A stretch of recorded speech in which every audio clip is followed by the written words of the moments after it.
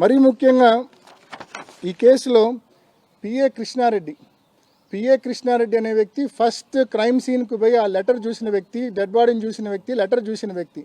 Letter చూసిన వెంటనే సునీత గారికి, అదేవిధంగా రాజశేఖర్కు, శివప్రకాష్ రెడ్డి అంటే వివేకం పెదనాన్న బామర్ది శివప్రకాష్ రెడ్డి అంటే నర్రెడ్డి రాజశేఖర్కు ఓన్ బ్రదర్, సునీతకు కూడా మామ అవుతాడు, బావ అవుతాడు. సో శివప్రకాష్ రెడ్డికి వీళ్ళందరికీ ఆ లెటర్ గురించి మీరు స్పష్టంగా తెలియజేస్తారు. చనిపోయిన విషయం చెప్తున్నారు, లెటర్ గురించిన విషయం మీరు స్పష్టంగా మీకు అందరికీ తెలియజేసినాడు. ఆ లెటర్లోని అంశాలు కూడా మీకు చదివి వినిపించినాడు. ఎందుకు పోలీసులకు ఆ లెటర్ ఉన్న విషయం ఎందుకు చెప్పలేదు? మీకు ఆ లెటర్ ద్వారా అది హత్య అని వెంటనే తెలుసు కదా, ఎందుకు మీరు సత్వరమే పోలీసులకు ఫోన్ చేసి ఇట్లా ఇన్సిడెంట్ జరిగింది, అక్కడ లెటర్ ఉందని చెప్పి ఎందుకు మీరు చెప్పలేదు? పైపెచ్చు ఎవరికీ లేని ఒక ఫెసిలిటీ సిబిఐ మా సునీతకి ఇచ్చింది. 2 ఉదాహరణలు మీ ముందు ఉంచుతా, 2 ఉదాహరణలు. ఒకటి 28 జూలై, ఆ స్టేట్మెంట్ కూడా మీకు ఇస్తాను. 28 జూలై 2020 రోజు సిబిఐ వాళ్ళు సునీతక్క దగ్గర వాంగ్మూలం తీసుకున్నప్పుడు ఆ రోజు లెటర్ గురించి అడుగుతారు. లెటర్ అనేది చాలా క్రూషియల్ ఎవిడెన్స్ కదా, అంటే టైమ్లీగా ఆ లెటర్ ఉన్న విషయం తెలిసింటే కన్నా సమయానికి అదే టైంలో తెలిసింటే ఇది 100% హత్య అని అందరికీ అర్థమయ్యేది కదా. అంత ఇంపార్టెంట్ లెటర్ను ఎందుకు దాచిపెట్టమన్నారు, ఎందుకు కన్సీల్ చేయమన్నారు అని చెప్పి సిబిఐ అడిగితే ఆమె చెప్పే ఆన్సరు, మాకు లెటర్ ఉన్న విషయము కృష్ణారెడ్డి గారు వాట్సాప్ పెట్టాడు, లెటర్ చూసాము, లెటర్లోని అంశాలు మేము చదివాము, నాన్నకు సంబంధించిన డెడ్ బాడీ ఫొటోస్ అన్నీ కూడా మేము చూసామని చెప్పి ఒప్పుకుంటుంది. ఒప్పుకొని ఎందుకు బయట పెట్టలేదనే విషయానికి ఒక పెద్ద థియరీనే చెప్తుంది. ఊరంతా గొడవలు అవుతాయని, ఇంకొకటని రకరకాలైన కారణాలు కూడా చెప్పింది. 28 జూలై 2020 నాడు సరిగ్గా నెల రోజులకు 27 ఆగస్ట్ 2020 రోజు మళ్ళా సిబిఐ ముందుకు వచ్చి మళ్ళీ స్టేట్మెంట్ ఇస్తుంది.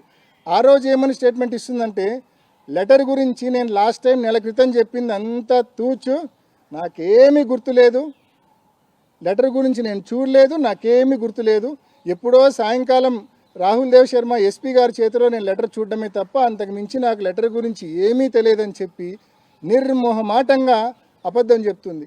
అంటే నిజంగా సిబిఐ ఈ మాదిరి ఒక వాంగ్మూలం ఇచ్చిన తర్వాత దాన్ని కవరప్ చేసుకోవడానికి మరో వాంగ్మూలం తీసుకునే కార్యక్రమం చేయడము ఎంతవరకు కరెక్ట్? ఇది విచారణ చేసే పద్ధతి ఇది కరెక్టేనా అని చెప్పి కూడా నేను ప్రశ్నిస్తూ ఉన్నా. రెండో ముఖ్యమైన ఉదాహరణ ఏంటంటే, నా బెయిల్కి సంబంధించి వాదనలు జరిగేటప్పుడు హైకోర్టులో నేను సునీతక్క మాట్లాడిన ఒక వీడియోను హైకోర్టు ముందు ఉంచా. సునీతక్క మాట్లాడిన ఒక వీడియోను హైకోర్టు ముందు ఉంచినప్పుడు ఒక్క నిమిషం,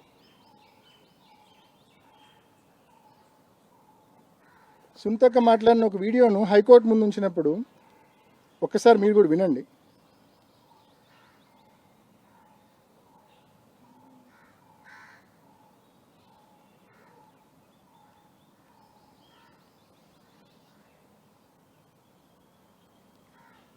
ఎందుకు వాయిస్ రావట్లేదు? Very hard. Last couple of months or years, he's been working extremely hard. ఏం పని చేస్తున్నారు? He's working. అవినాష్ ని ఎంపీ చేయడానికి ఏమేం చేయాలో ఆలోచిస్తున్నారు. He's working on that.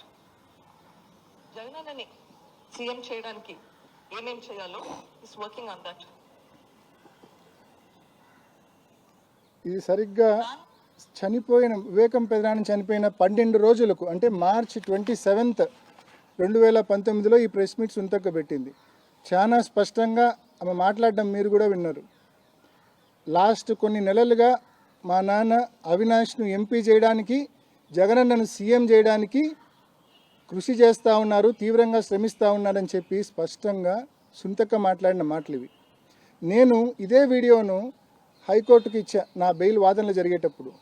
MP ticket motive అంటారు, ఒక పక్క సొంతం కూతురే ఈ మాదిరి మాట్లాడింది, నా కోసం ఆయన తీవ్రంగా కృషి చేస్తూ ఉన్నమాట వాస్తవము అని చెప్పి ఈ వీడియో పెట్టినప్పుడు నాకు బెయిల్ వచ్చిన తర్వాత మళ్ళీ సిబిఐ సునీతక్కని పిలిచి ఈ స్టేట్మెంట్కు మళ్ళీ కవరప్, ఇది మార్చ్ 27, 2019 ఇచ్చింది.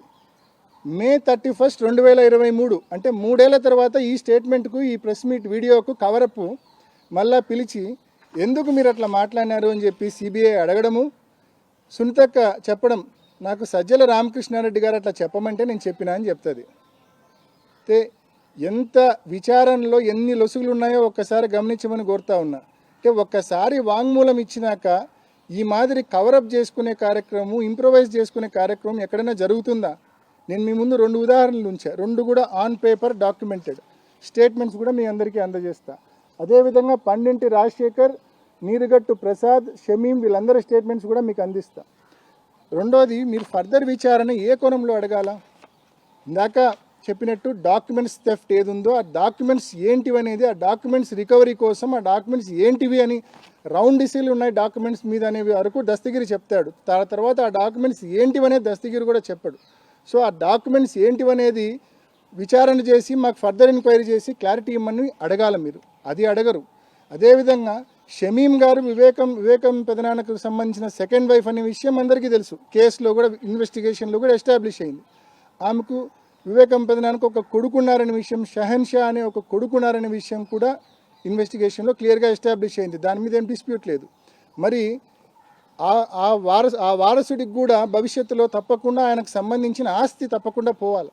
మరి ఆ ఆస్తి పోవాలి కాబట్టి ఆ ఆస్తి పోకుండా ఉండడం కోసం ఇది మర్డర్ ఫర్ గెయిన్ అయిండొచ్చు. మరి ఈ మర్డర్ ఫర్ గెయిన్ కోణంలో ఎందుకు విచారణ చేయలేదని పొరపాటున కూడా మా సునీతకు అడగదు, సిబిఐని కానీ కోర్టును కానీ ఎవరిని అడగదు. డాక్యుమెంట్స్ థెఫ్ట్ గురించి అడగదు, మర్డర్ ఫర్ గెయిన్ గురించి అడగదు. కేవలం ఇర్రిలవెంట్ ఇష్యూస్ మాత్రమే సిబిఐ ముందు లేకుంటే కోర్టు ముందు అడగడం ఆనవాయితీగా మనం చూస్తూ ఉన్నాం. ఇవన్నీ ఎందుకు అడగదనేది నిజంగా ఒక $1 మిలియన్ క్వశ్చన్. ఈ లెటరు నిజంగా లెటర్ దాచిపెట్టడం అనేది సీన్ ఆఫ్ క్రైమ్లో దొరికిన valuable piece of evidence. Letter దాచిపెట్టడం అనేది it accounts to screening of evidence. It is a crime. ముద్దాయిలు కావాలి వీళ్ళు. మరి ముద్దాయిలు కాకుండా ఎలా పోయినారనేది వీళ్ళకే తెలియాలి. మరి ఇవన్నీ కూడా నేను మీ ముందుంచిన ఉదాహరణలు.